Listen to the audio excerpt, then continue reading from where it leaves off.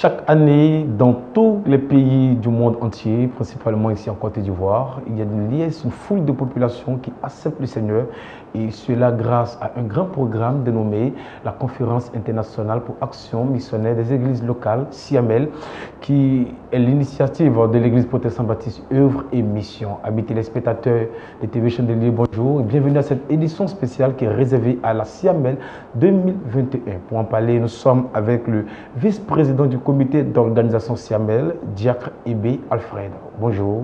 Bonjour, cher ami Red. Comment allez-vous? Je vais très bien par la grâce de Dieu. D'accord, nous sommes très heureux de vous recevoir sur ce plateau. Le plaisir est partagé. D'accord, nous parlons de CIAMEL 2021. Avant d'arriver à la CIAMEL 2021, il y a eu plusieurs CIAMEL et il est très important pour nous de connaître l'historique de la CIAMEL.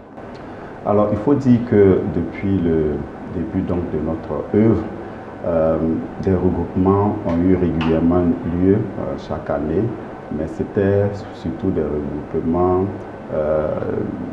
pour des veillées, pour des programmes de retraite spirituelle plutôt, de retraite spirituelle. Et c'est en 1996 que la première CIAMEL, donc sous l'inspiration divine et sous l'impulsion de notre Père à tous, a vu le jour. Donc c'est en 1996, donc après donc le 20e anniversaire qui a eu lieu donc en 1995, c'est un an après, en 1996, que la première CIAMEL a eu lieu. CIAMEL, vous l'avez déjà rappelé, c'est la conférence internationale pour action missionnaire des églises locales. Il était bon pour notre Père spirituel de rassembler tous les chrétiens du monde entier pour une formation et qui aboutissait, n'est-ce pas, à une démonstration. Donc la CIAMEL avait deux aspects. L'aspect formation et puis l'aspect démonstration. Donc la première CIAMEL, comme je l'ai dit, a eu lieu en 1996 avec la partie conférence qui a eu lieu à Yamoussoukro et la partie retraite à Boaké. Et ça a connu avec près de 50 000 participants. Et depuis lors, depuis 1996, chaque année, nous avons eu donc les CIAMEL et cette année, nous sommes, je crois, à notre 25e édition. D'accord, 25e édition de la CIAMEL. Il y a eu des moments où la CIAMEL n'a pas eu de façon lieu du moins de façon grandiose. C'était des CIAMEL éclatés. C'est ça. Alors, il faut dire que chaque année, l'orientation est donnée par notre Père spirituel. Voilà.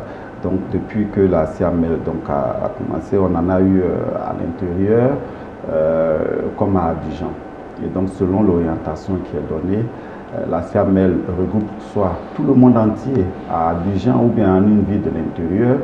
Faut-il le dire de passage, on a eu donc la CIAMEL au Stade Champroum, à Boaké, à Yamoussoukro et à Mans.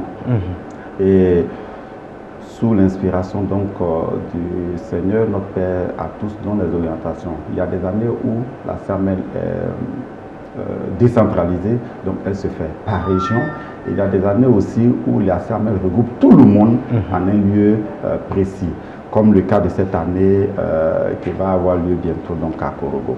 D'accord, Korogo reçoit la CIAMEL cette année 2021 et on ne peut pas réussir la CIAMEL s'il n'y a pas un comité. Vous êtes le vice-président du comité d'organisation, ça veut dire que déjà il y a un comité qui est en place. Oui, effectivement, il y a un comité qui est en place. Ce comité, il existe depuis quelques années, donc qui se charge donc de l'organisation de la CIAMEL. Depuis quelques temps, le comité a connu juste un petit réaménagement. Donc, nous avons le superviseur général qui donc donne les orientations générales concernant donc l'organisation, qui reçoit lui-même les grandes lignes de notre Père spirituel à tous, le prophète et Robert. Donc, le superviseur général délégué, je dirais, c'est le docteur Kwasi Thomas. D'accord. Voilà. Et nous avons le président du comité d'organisation, qui est l'apôtre Conan, voilà, l'apôtre Conan Thomas. Et j'assure donc la vice-présidence. Et nous avons au secrétariat général de nos sœurs, de nos mamans, je dirais, Mme Bédion Nicole et Mme André Marceline. Okay. Nous sommes assistés de deux conseillers, le conseiller Loba Alessi et la conseillère Wakubo Joséphine. Et en dehors donc de ce comité dont je viens de parler, nous avons donc toutes les autres commissions. C'est ce grand bloc-là qui forme le grand comité d'organisation. Et donc, quand je parle des autres commissions, c'est toutes les commissions qui rentrent en ligne de compte dans l'organisation. Je citerai pêle-mêle la commission QDAM, la commission motivation, la commission évangélisation, la commission média, toutes ces commissions-là. Et il faut dire que, compte tenu du fait que cette année, la CIAMEL aura lieu donc à l'intérieur, nous avons dans le cadre de notre organisation fait une décentralisation du comité central, de sorte à rendre plus efficace l'organisation.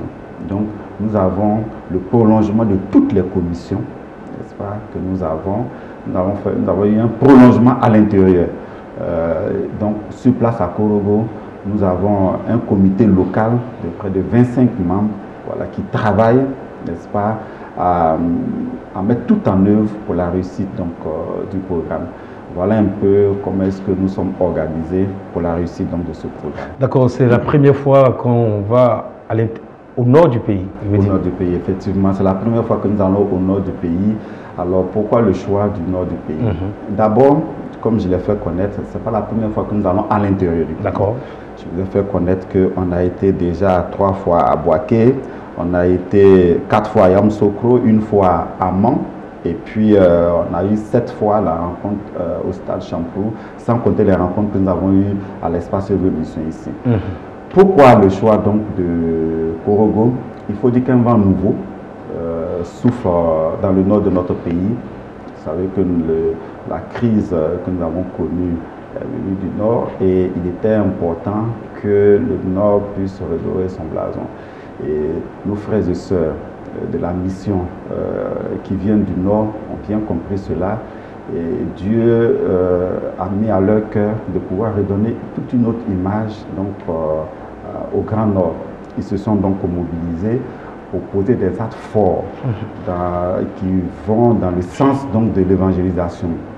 Déjà, faut-il le rappeler, ils ont travaillé à gagner des âmes, à bâtir des temples. Nous sommes à notre 3e inauguration. Le temple de Lokolo a été inauguré, le temple de Nganon et le temple de Dianra. Ces 2 derniers temples viennent d'être inaugurés.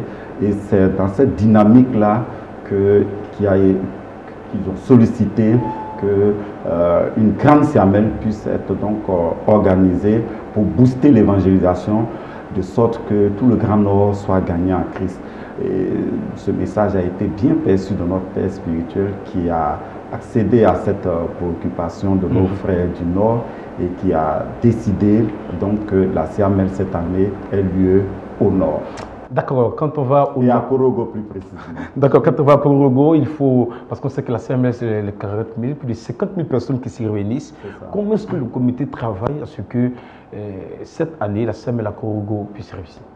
D'accord, alors je vous disais tout à l'heure que dans notre souci d'organisation, nous avons décentralisé, je vais dire, le comité d'organisation, de sorte que sur place, on a aussi un superviseur, un président et des vice-présidents avec des responsables de commission qui travaillent, qui reçoivent donc de nous les grandes lignes et qui travaillent sur le terrain à ce que nous puissions réussir l'organisation. Pour réussir une telle organisation, on a 2 grands aspects. On a la préparation sur le plan spirituel et puis on a la préparation sur le plan organisationnel. Alors, sur le plan spirituel, nous sommes déjà en train de travailler, chacun prie, chacun se prépare, mais il était bon qu'il y ait une, je dirais, qu'il y ait une organisation nationale, internationale, à travers des moments de jeûne et de prière. C'est pourquoi, déjà, dans le comité d'organisation, il a été prévu sur l'impulsion et la conduite donc, de la commission prière que nous ayons 2 grands moments de jeûne et prière. Voilà, du 24 juin au 30 juin, il y aura un moment de jeûne, 1 semaine de jeûne et prière. Faut-il le rappeler, on descend les soirs pour reprendre juste un peu de force, mais sur 1 semaine, tout le peuple de Dieu devrait pouvoir se mettre en jeûne et prier. Les sujets de prière sont donnés dans les différentes églises, sont communiqués aux différents pasteurs. Donc pendant 1 semaine, tous les soirs, on se retrouve pour prier pour soutenir, n'est-ce pas, ce moment-là sur le plan spirituel. Et après le 30, on se repose le 1er et le vendredi 2 juillet, il y aura donc une veillée, une grande veillée. Pour tous ceux qui sont à Abidjan, cette veillée aura lieu donc dans les différentes régions. Et pour ceux qui sont à l'intérieur du pays, cette veillée aura lieu donc dans les zones ou bien dans des églises qui vont pouvoir se regrouper pour avoir cette première veillée. On ne va pas s'arrêter là. Il y aura juste un moment de répit et puis on va reprendre encore une autre semaine de jeûne et prière. Cette fois-ci, elle aura lieu du jeudi 22 juillet au mercredi 28 juillet 2021. Et ce deuxième moment de jeûne et prière va se solder aussi par une grande veillée de prière donc, qui aura lieu le 30 juillet. Pour tous ceux qui sont à Abidjan, tous les ouvriers donc, se retrouvent au siège de la mission pour cette grande veillée qui va donc nous mettre en ordre de bataille pour affronter le Grand Nord à partir du 11. Et pour tous ceux qui sont à l'intérieur du pays, ça serait donc dans les églises sièges des régions que cette grande veillée, cette deuxième grande veillée va avoir lieu. Donc ça, c'est ce qui concerne l'aspect spirituel. D'accord. Sur le plan organisationnel, il nous faut réussir, je veux dire, 4 paris qui constituent donc un quator. Le premier pari, c'est le pari de la mobilisation. Donc, nous sommes en train de travailler à ce que dans les différentes régions, dans les différentes églises, qu'on puisse motiver nos chrétiens à y aller. Le deuxième défi, c'est le défi donc, du transport. Parce que quand on est motivé à aller, il faut bien qu'on puisse savoir comment y aller. Pour y aller, la commission de transport est en train de travailler donc à arrache-pied pour que justement tout le monde puisse partir. Faut-il le dire en passant que le transport aller-retour sur Korogo est négocié à 16 000 francs. 8 000 francs aller, 8 000 francs retour. 16 000 francs climatisés pour se rendre à Korogo, pour le transport terrestre. En ce qui concerne le transport aérien, pour les dernières informations que nous avons, ce transport-là tourne autour de 150 à 160 000 francs. Aller-retour. Voilà.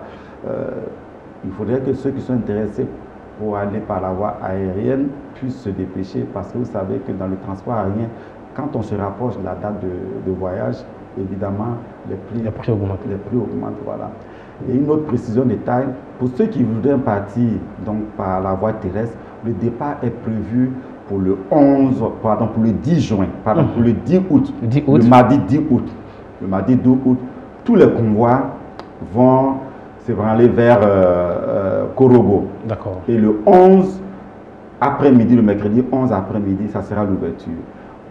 Pourquoi le mercredi 11 après-midi? Tout simplement parce que nos frères qui vont emprunter l'avion sont attendus pour le mercredi midi, 13h par là. Et donc, on les attendra pour l'ouverture le mercredi après-midi. Et nos frères donc qui iront par la voie terrestre seront là, reviendront plutôt le dimanche. Le dimanche après le programme. Et pour ceux qui iront par avion, ils reviendront donc le lundi après le programme. Donc voilà un peu pour ce qui concerne le transport. On va rectifier quelque chose rapidement parce que dans nos investigations, il y a des personnes qui disaient que le transport était gratuit. Alors le transport, il n'est pas gratuit, merci beaucoup. Le transport, il n'est pas gratuit. Si on doit parler de gratuité, c'est tout simplement la participation. Parce que pour organiser un tel programme, on a besoin de moyens pour organiser le programme. Bien sûr. Et ce que nous avons eu l'habitude de faire, c'est que le budget il est évalué et puis il est redistribué sur toutes les régions, les zones, les églises et les fidèles. Cette année, Dieu nous a fait la grâce. Nos frères du Nord, reconnaissant au Seigneur pour les avoir bénis, ont décidé de prendre en charge toute l'organisation. C'est super. Donc aujourd'hui, ce qui reste à chaque chrétien de faire, c'est de préparer son transport aller-retour, son hébergement et sa nourriture. Et je voudrais profiter pour dire que rien n'est vraiment gratuit parce que j'ai essayé de faire un petit tableau pour qu'on sache que même si on n'a rien à payer, compte tenu du fait qu'on se déplace, on a quand même quelque chose à débourser. Alors, pour tous ceux qui vont, par exemple, en car, comme je l'ai dit, c'est 16 000 francs le transport. À cela, je fais en même temps la transition sur l'hébergement, parce que quand on est transporté, qu'on arrive sur place, la deuxième chose qu'on cherche, c'est où dormir, où loger. Alors, on a recensé des hôtels. Alors, faut-il le dire, pour les hôtels, nous avons recensé près de 71 hôtels pour 1360 chambres disponibles. Et dans les 1360 chambres, on a 267 chambres ventilées, dont le coût varie de 4 000 à 9 000. Et on a 1093 chambres climatisées, dont le coût varie de 9 000 à 100 000 francs. Voilà. Donc, pour ceux qui voudraient partir et à côté donc, des hôtels, on a les hébergements de masse. Dans les hébergements de masse, nous parlons d'hébergements de masse quand on parle des écoles. Pour ceux qui voudraient dormir dans les salles de classe, tu as ta petite nappe, tu veux dormir dans une salle de classe, il n'y a pas de souci. Des établissements sont, je vais dire, recensés pour mettre à disposition de tous ceux qui voudraient dormir donc, dans les salles de classe par regroupement. Alors, pour ceux qui voudraient dormir dans les salles de classe, c'est sur la période du mercredi, du mardi au dimanche, donc sur les 5 nuits, c'est 2000 francs pour la période. Pourquoi 2000 francs? Tout simplement 2000 francs pour que le comité d'organisation puisse avoir les moyens d'entretenir les toilettes, d'apprêter, parce que quand on loge à un endroit, il faut penser aux besoins physiologiques. Les premiers besoins de l'homme, c'est les sanitaires.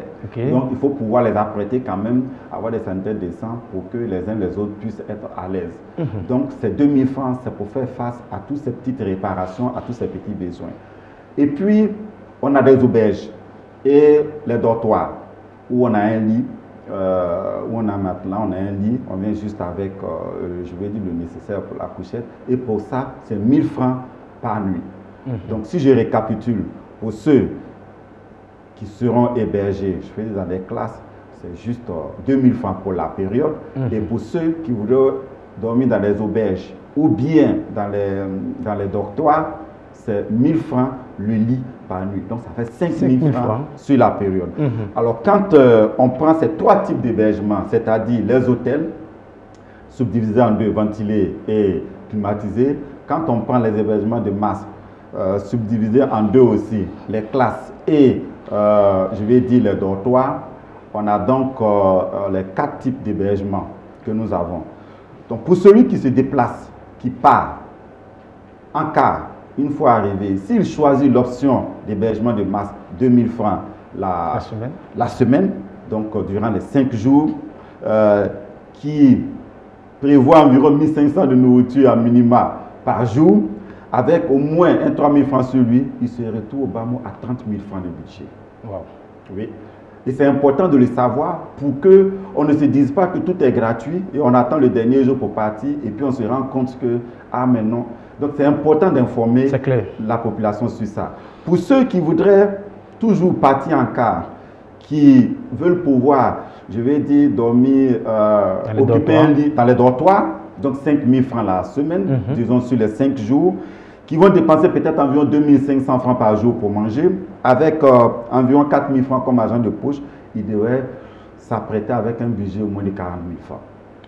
Pour ceux qui passent donc à l'hôtel, mais qui vont en car, dans un hôtel ventilé, qui vont dépenser environ 3000 francs de nourriture par jour, qui vont avoir comme argent de poche environ 6000 francs, ils vont se retrouver à environ 70 000 francs de budget.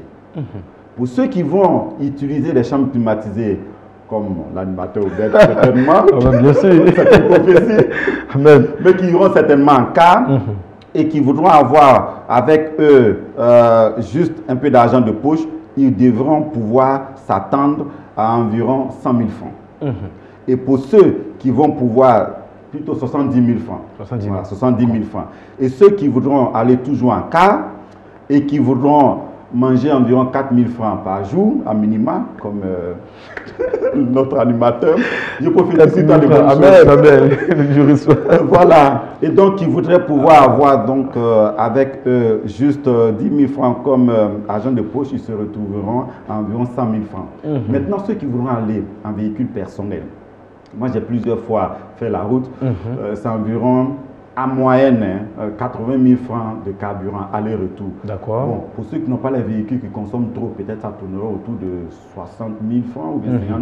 Pour ceux qui ont les grosses cylindrées, ça ira peut-être environ 100 000 francs de carburant aller-retour. On a pris une moyenne de 80 000 francs pour le carburant, qui vont prendre donc un hôtel qui va coûter en moyenne 20 000 francs, qui vont dépenser environ 5 000 francs de nourriture par jour, qui vont avoir environ 15 000 francs d'argent de poche, ils se retrouveront en 225 000. Donc en réalité, je pense que nos frères du Nord nous soulagent dans l'organisation pour justement nous permettre de mieux nous apprêter, chacun selon sa bourse, de 30 000 francs en passant par 40 000, 70 000, 100 000 et 225 000 pour nous apprêter.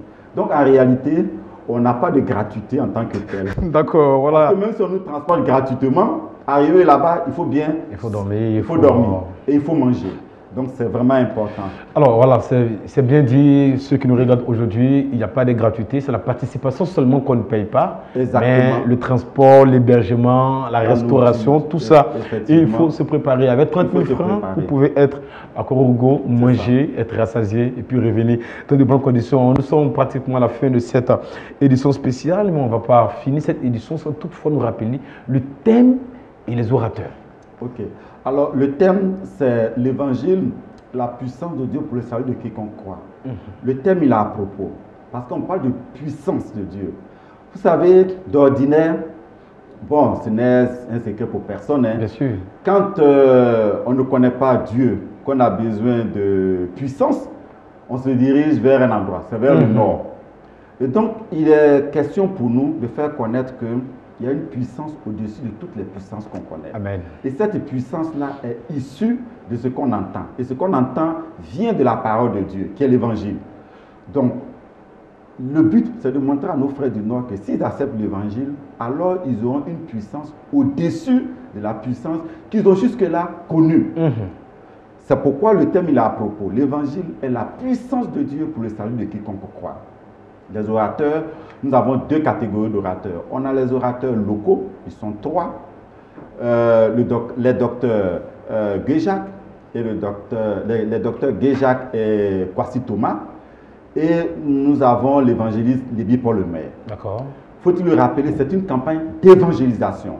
C'est vrai qu'on parle de CIAMEL, mais cette fois-ci, cette CIAMEL a un caractère d'évangélisation. On n'aura pas la partie conférence. C'est juste la partie évangélisation. Donc, on annonce l'évangile, ceux qui croient, on prie pour eux et on passe à la démonstration. Ensuite, la deuxième catégorie d'orateurs, c'est nos orateurs qui viennent de l'autre côté, c'est-à-dire des États-Unis. Alors, ils sont 4 et ils vont passer à 5 reprises. Entre autres, nous avons notre père Ted Estes, nous avons notre père Jim Lassiter, et puis bien d'autres, le révérend Cobbs, et tous ceux-là qui viendront donc pour nous enseigner, pour nous aider. Donc voilà un peu les orateurs attendus. D'accord, la date, et puis il y a aussi des gadgets. Oui, nous avons les pagnes. D'accord, les pagnes. Et puis nous avons les t-shirts. C'est ce que nous avons prévu pour cette édition de CIAMEL à Korogo. Pour les pagnes, nous sommes déjà à notre deuxième commande. Et sur la deuxième commande, on a déjà la moitié de la deuxième commande. L'autre moitié est attendue. Il n'y aura plus de deuxième commande. Il n'y aura plus de troisième commande. On va dire. Parce que nous voulons que tout le monde ait son pagne avant le temps. Alors c'est un appel que je profite pour lancer. Pour ceux qui attendraient au dernier moment, peut-être qu'ils devraient se contenter des t-shirts que nous avons mis en place. Sinon, si on ne se dépêche pas, il n'y aura plus de pagne. Voilà. Et les pagnes coûtent combien déjà? Les pagnes coûtent 5 000 francs l'unité. Et les t-shirts partent de 2500 jusqu'à 9 000, 10 000 pour les polos, pour les cubaines, etc.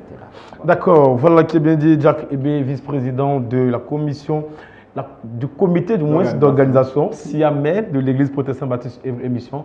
Cette fois-ci, c'est du 11 au 15 à Korogo et tout le monde est informé. Rien n'est gratuit à part la participation. Il faut se préparer. Si vous avez 30 000 francs, vous pouvez y aller. Si vous avez 40 000, 70 000, en fonction de votre bourse, vous serez à Korogo et puis vous allez vivre une expérience extraordinaire avec le Seigneur. Alors, Diac Ebé, nous sommes au thème de cette édition spéciale. Votre mot de fin, votre appel à toutes les personnes. Pour vous laisser le contact au cas où quelqu'un voudrait vous joindre. D'accord.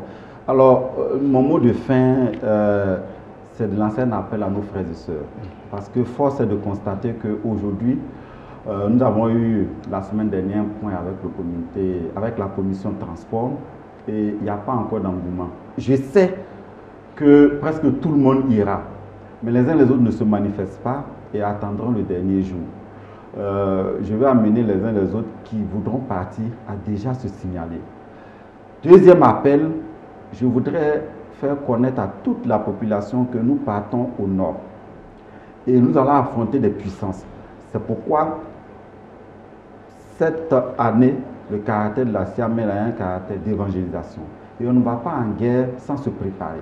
Et pour se préparer, il a été décidé que nous puissions nous préparer sur le plan spirituel, avec des moments de jeûne et prière. J'invite tout le corps de Christ à s'investir dans ce moment de jeûne et prière, pour que nous puissions nous préparer spirituellement à affronter le Grand Nord. Et nous avons déjà la victoire. Et je prie à ce que chacun d'entre nous soit motivé, soit mobilisé pour la grande réussite de cette Siamel 2021 à Korogo. Amen. Le contact, si on doit vous joindre? Alors, le contact, je réponds au 07 09 26 51 72.